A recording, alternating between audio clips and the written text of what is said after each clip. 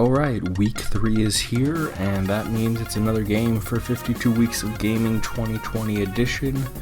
And week 3 happens to be the Totally Accurate Battle Simulator, or TABS, that is out by Landfall. And it is a game that involves crazy ragdoll physics, was announced on April Fool's Day as a joke initially. But kind of was this whole idea of battling different sorts of units against each other, because you really want to know who's going to go and win in a fight, pirates versus ninjas. And it's just taking all of those things, putting them against each other with crazy physics and crazy units and over-the-top ideas, and allows the player to go and customize it and do whatever they want with it. And that is something that I've played, like Cluster Truck before, which is one of Landfall's games, and I know that they have, and I've seen the Totally Accurate Battle Simulator out for years, because it came out in 2016, or it came out in the sense of it was an alpha. It still is a game preview and still in beta and still being worked on, which everyone should go check out. But it is something that I've been following for a while, and then they came out with Totally Accurate Battle Royale, I think it's called, earlier this year as their April Fool's Day joke, where they basically turned the game into a Battle Royale and did that, but that's a whole separate thing.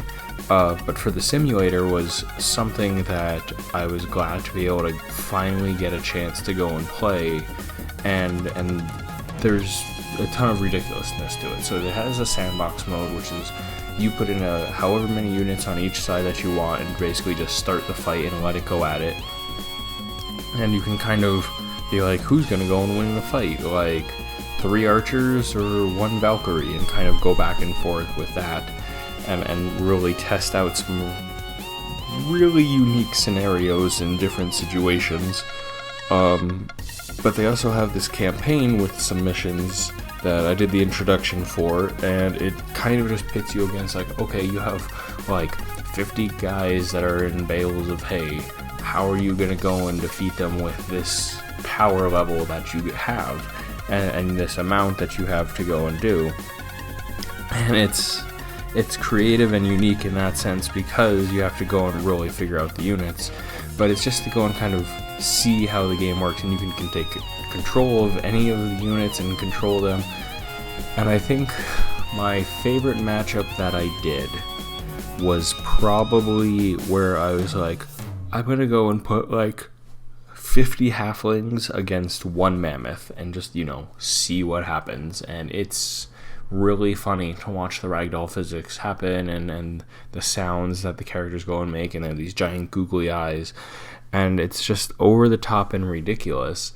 That I think that it is a game that throws itself to plenty of ideas and plenty of sorts of modes and sandbox sorts of things that you can go and do, because you can move the line around, so you can kind of make a circle of units and really just see them go at each other.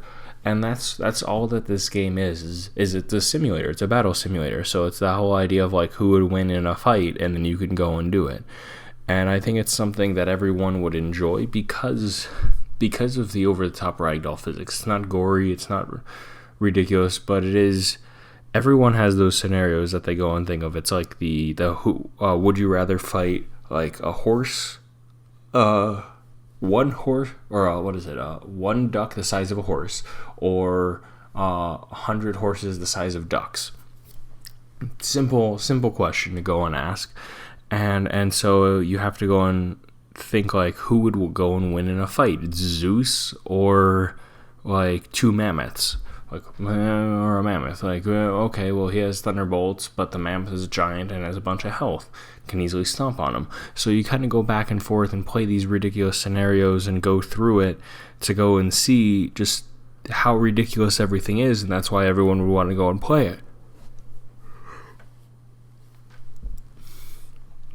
That's just my thought on it. That's why people would want to go and do it, is because of how over the top it is, how ridiculous it is, and ridiculous in a good sense, because I know I've seen I say I know Landfall in the sense of I've played their games before, but they are very involved with their community, and so if you go and play the game and have feedback for them on any of it, that they are very responsive in somewhat of a trolly sense for some things, but they really pay attention to what people have need or have issues with and need help with, because they're constantly looking for things that are going on. And I think it's a fun game, the battle simulator. I think all their games are fun, but the simulator is fun because of the over the top ridiculousness of it. You can go and get it on like Steam. You can go and now get it on Xbox.